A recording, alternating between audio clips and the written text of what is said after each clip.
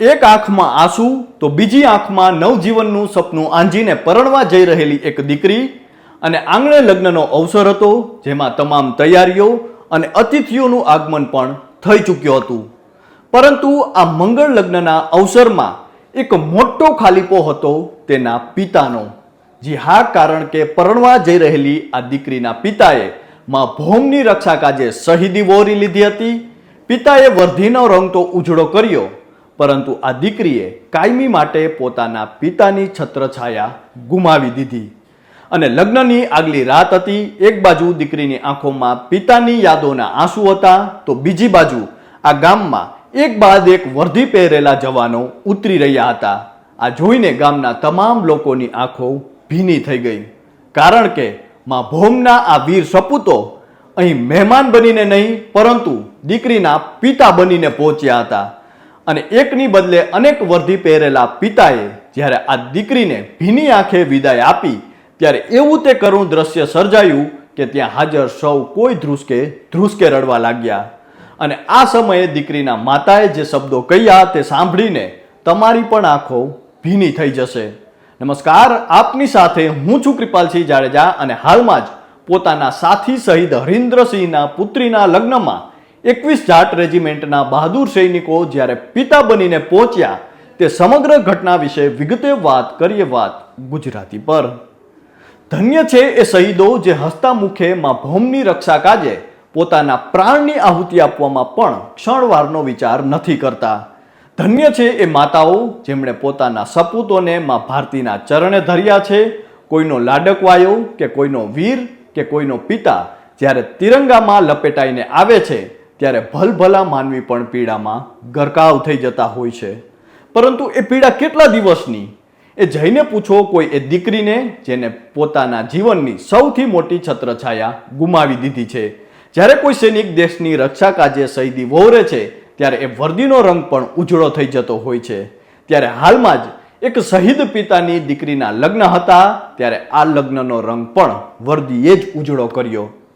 જો આ સમગ્ર ઘટના વિશે વિગતે વાત કરીએ તો બાગપત જિલ્લાના કથા ગામમાં શહીદ હરિન્દ્રસિંહની પુત્રી પ્રાચીના હાલમાં લગ્ન યોજાયા હતા. દીકરીના લગ્ન હોવાથી એક બાજુ પરિવારમાં ખુશીઓનું વાતાવરણ હતું, તો બીજી બાજુ શોકની લાગણી પણ હતી, કારણ કે પરણવા જઈ રહેલી આ દીકરી પર તેના પિતાનો છાંયડો નહોતો. તેના પિતાએ માં ભારતીની રક્ષાર્થે શહીદી વહોરી લીધી હતી. લગ્નની આગલી રાત હતી અને અચાનક વર્દી પહેરેલા એક બાદ એક સૈનિકો ગામમાં ઉતરી રહ્યા હતા. આ જોઈને ગામના લોકોને સૌપ્રથમ તો આશ્ચર્ય થયું. પહેલા તો ગામના લોકોને લાગ્યું કે કોઈ મહેમાન હશે, પરંતુ બાદમાં જ્યારે ગ્રામજનોને એ ખબર પડી કે આ કોઈ મહેમાનો નહીં, પરંતુ શહીદ હરેન્દ્રસિંહના સાથીઓ હતા, જે પોતાના સાથીની દીકરીને પિતા બનીને પરણાવવા માટે પહોંચ્યા હતા. 21 જાટ રેજિમેન્ટના કેપ્ટન, સુબેદાર, નાયબ સુબેદાર અને અન્ય તમામ સૈનિકોએ આવતાની સાથે જ લગ્નની તૈયારીઓ શરૂ કરી દીધી. આ તમામ સૈનિકોએ જાનૈયાઓ અને મહેમાનોની દીકરીના પિતાની જેમ જ સરભરા કરી. એટલું જ નહીં, પરંતુ લગ્નની બધી વિધિઓ પણ પૂરી જવાબદારીથી પૂર્ણ કરી. અને જ્યારે કન્યા વિદયનો સમય આવ્યો, ત્યારે આ જવાનોએ પિતા તરીકે જ આ પવિત્ર વિધિ પૂરી કરી. એટલું જ નહીં, દીકરીના કન્યાદાનમાં 6,30,000 રૂપિયાની ભેટ પણ આપી. ફેરા દરમિયાન આ સૈનિકો તેના સાથીની પુત્રી સાથે પિતા બનીને અડીખમ ઊભા હતા. બાદમાં હવે સમય હતો કન્યા વિદાયનો. દીકરી ચોધાર આંસુએ રડતી હતી, કારણ કે તેના પિતાનો એ ખભો ત્યાં હાજર નહોતો જેના પર માથું મૂકીને તે રડી શકે. પરંતુ પિતા બનીને પહોંચેલા જવાનોને જ્યારે તે દીકરી મળવા પહોંચે છે, ત્યારે એ જવાનો કે જે દેશ માટે પોતાના પ્રાણ પણ હસતા મુખે આપી દે છે, તે આંખો આજે ભીની હતી. આ દ્રશ્ય ભલભલા માણસોનું કાળજું ચીરી નાખે તેવા હતા, અને ત્યાં હાજર સૌ કોઈ પોતાનું માથું ઝુકાવીને રડવા લાગ્યા અને આ દીકરીને વિદાય આપી. આ તકે કન્યાની માતા અમૃતા દેવીએ ભીની આંખે કહ્યું કે દીકરીના લગ્નમાં આ સૈનિકોનો અમને ખૂબ સહાયરૂપ થયા છે, અને તેમણે 6,30,000 રૂપિયાની ભેટ પણ આપી છે. અમે તમામ સૈનિકોને સાચા હૃદયે સલામ કરીએ છીએ. જય હિન્દ.